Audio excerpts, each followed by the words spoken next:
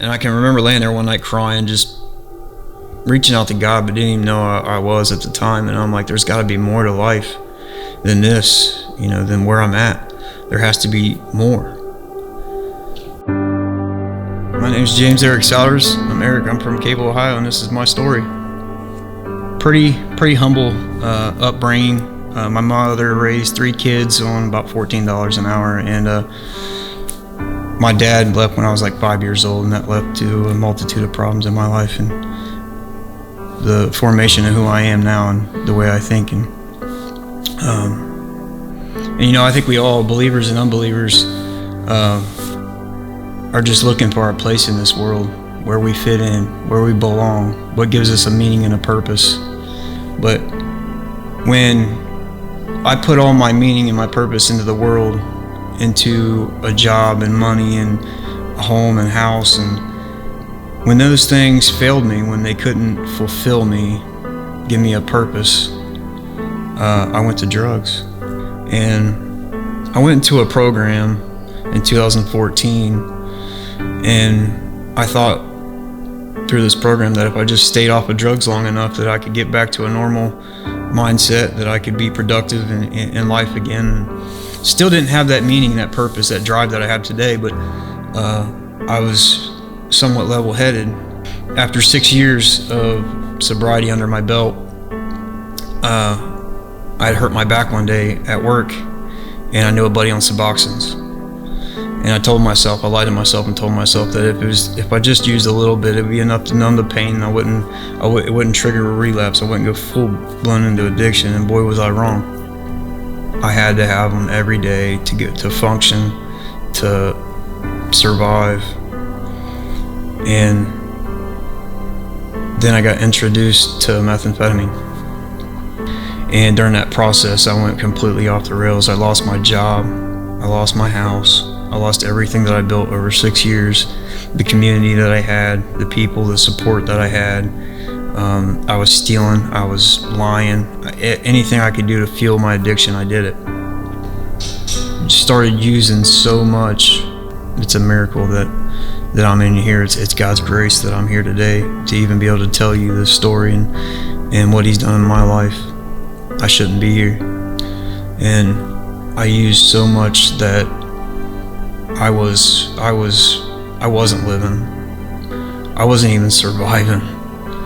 I don't even know what. I was just blind, deaf, and dumb. The things I was doing are unspeakable. The people and places I was around were places that nobody should be ever. They were just death. And everybody I touched, everybody I was around, I was just immersed in darkness. It was just pitch black. I was completely coherent, but it was pitch black. I couldn't see myself, but I could feel pain in my chest. Everything in me was trying to take a breath, was trying to breathe. And God is breath. He is that air that we breathe. So everything in me was searching for something that I couldn't have. And I knew that fear, that pain from that fear of my consequences, my choices, and what they had led to. And then all of a sudden, a light came on, like somebody turned on a light in the distance. And that light just came closer and closer. And I can't honestly say that I heard anything, but I just seen this light coming closer and closer. And it come so close, it just washed over me, immersed me. And then I was standing in a white room. It was just like porcelain walls, a porcelain ceiling, a porcelain floor, everything white. Still didn't hear nothing. But then I could take a breath. I remember breathing out and exhaling, and the pain, the fear was gone. There was no fear, there was no pain, it was relief. Instantly, it went from fear, the most intense fear and pain I've ever felt in my life, to peace, to relief, just like that. And then I opened my eyes, and my aunt, who was also a Christian lady, was praying over me. And she told me about Teen Challenge and them having a bed open, and immediately I'm like, let's go. Again, I revert back to when I was laying in bed and I was crying out to God saying, there's got to be more, there's got to be more. And this was God telling me, son, I have a plan for you, I'm not done with you yet. And through that program and what God's done in my life, I've completely changed my life around. Now my desire in life is to help others.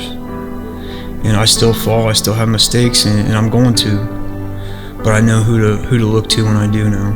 I know who gives me meaning, purpose, and a desire to want to live. I know that I know that I know that it is true, and seek it out, and He'll show you, that it is truth. And Jesus is the way, the truth, and the life.